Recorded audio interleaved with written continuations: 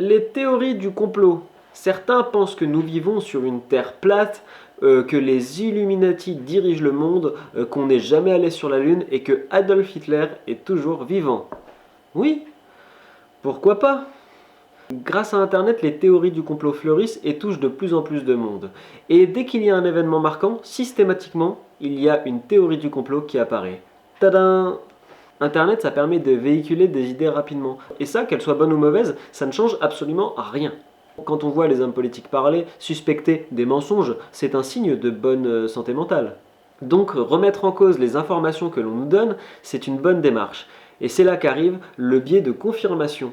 Si on a une intuition, on va aller chercher les informations qui vont naturellement dans notre sens. Et Internet est conçu pour aller chercher les informations qui vont dans notre sens.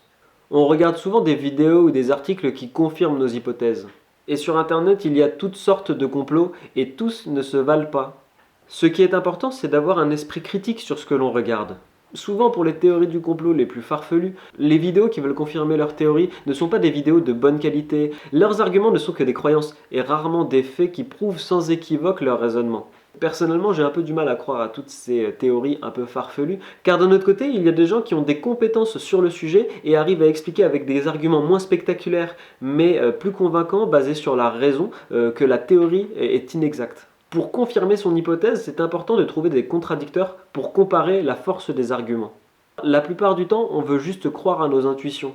Toutes ces théories du complot un peu farfelues décrédibilisent les vrais complots. Souvent dans les médias, sur des sujets un peu complexes, on invoque la sentence « la théorie du complot ».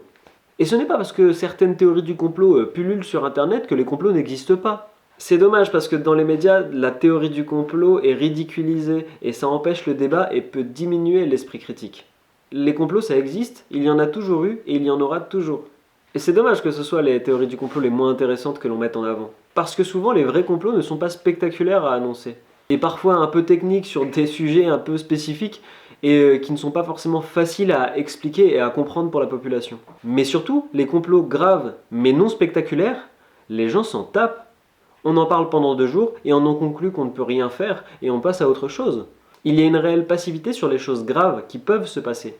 Que l'on croit au complot ou non, l'important c'est d'arriver à écouter l'autre et écouter les arguments qui ne vont pas forcément dans notre sens pour se faire une idée la plus réaliste possible avant de décider d'y croire ou non. Souvent sur beaucoup de sujets, derrière un ordinateur, il est difficile d'avoir un avis précis sur les choses. On a le droit de ne pas savoir et de ne pas avoir une opinion tranchée sur certains sujets. Pouvoir dire je ne sais pas, c'est le début de la sagesse. Gandhi. Non, en fait, c'est pas vrai. Il n'a pas du tout dit ça. Aiguisons notre esprit critique. C'est vrai que c'est pas évident avec tout ce qu'on entend aujourd'hui. Et arriver à détecter ce qui est vrai et faux, ça en devient un art. Après, moi, je dis ça comme ça. Hein.